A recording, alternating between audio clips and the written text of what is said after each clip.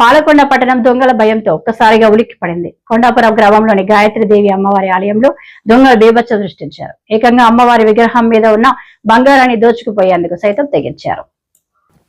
పాలకొండలో పట్టపగలే దొంగల బీభత్సం. అమ్మవారి నగలపై కన్నేసిన కేటుగాళ్లు.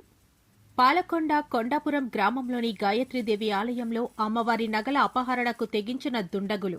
ఉదయం 8:30 ప్రాంతంలో భక్తుల్లా గుడిలోకి ఎంటరైన దొంగలు అమ్మవారి విగ్రహంపై ఉన్న బంగారం అపహరణ. ఘటనా స్థలానికి చేరుకుని దర్యాప్తు చేస్తున్న పాలకొండ పోలీసులు. పాలకొండ పట్టణం దొంగల భయంతో ఒక్కసారిగా ఉలిక్కిపడింది. కొండాపురం గ్రామంలోని గాయత్రీదేవి అమ్మవారి ఆలయంలో దొంగలు బీభత్సం సృష్టించారు. ఏకంగా అమ్మవారి విగ్రహం మీద ఉన్న బంగారాన్ని దోచుకుపోయేందుకు సైతం తెగించారు. ఉదయం భక్తుల్లా ఎంటరైన దొంగలు పంతులు గారు టిఫిన్ కోసం బయటకు వెళ్లిన సమయం దాకా నక్కి ఉండి దోచుకున్నట్లుగా తెలుస్తుంది. అమ్మవారి మూల విరాట్ మెడలోని 4 మంగళ సూత్రాలు, అమ్మవారి ముక్కు పుడక, అమ్మవారి బంగారు నేత్రాలు దోచుకున్నారని తెలుస్తుంది. వెంటనే ఘటనా స్థలంలోకి పోలీస్ సిబ్బంది చేరుకుని క్లూస్ కలెక్ట్ చేసే పనిలో పడ్డారు.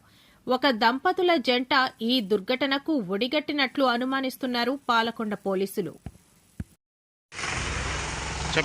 తెల్లవారి 8:30 సమయంలో అల్పాహారం అని చెప్పి ఉత్తర వైపు ఉన్న మెట్ల మీద కూర్చొని అల్పాహారం చేస్తుండగా ఒక దంపతులు వచ్చి అమ్మవారిని దర్శనం చేసుకుని బయటకు వచ్చేసి మళ్ళీ లోనికి వచ్చారు. లోనికి వచ్చి ఈలోగా అల్పాహారం చేసి నేను చేతులు కొడుక్కొని బయటికి ట్యాప్ దగ్గరికి వెళ్ళి చేతులు కొడుక్కొని చూసుకెళ్ళి హడావుడిగా వెళ్ళిపోతున్నారు. కాబట్టి లోనికి వచ్చి అమ్మవారిని చూసుకెళ్ళి అమ్మవారికి ముఖానికి ఉండే నేత్రాలు, నత్తు, మెడలో ఉండే అడుగులు, అదే శతమానం అడుగులు కూడా 2 జతలు పట్టుకొని చూసుకెళ్ళలేదు. తీరా చూసుకెళ్ళి హడావుడిగా బందెక్కి వెళ్ళిపోతున్నారు. బయటకు వచ్చి నేను పెద్దగా గొల్లు చేసరికి ఆ పక్కన ఉన్న వాటర్ ప్లాంట్ వాళ్ళు ఏంటంటే వాళ్ళు ఎవరో వాళ్ళకి వివరాలు చెప్పారు. వాళ్ళకి పరిచయాలు.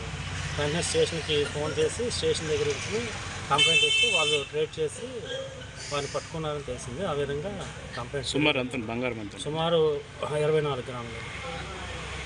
మీ పేరండి? చిట్టుబాబు, బంకుపల్లి చిట్టుబాబు సార్.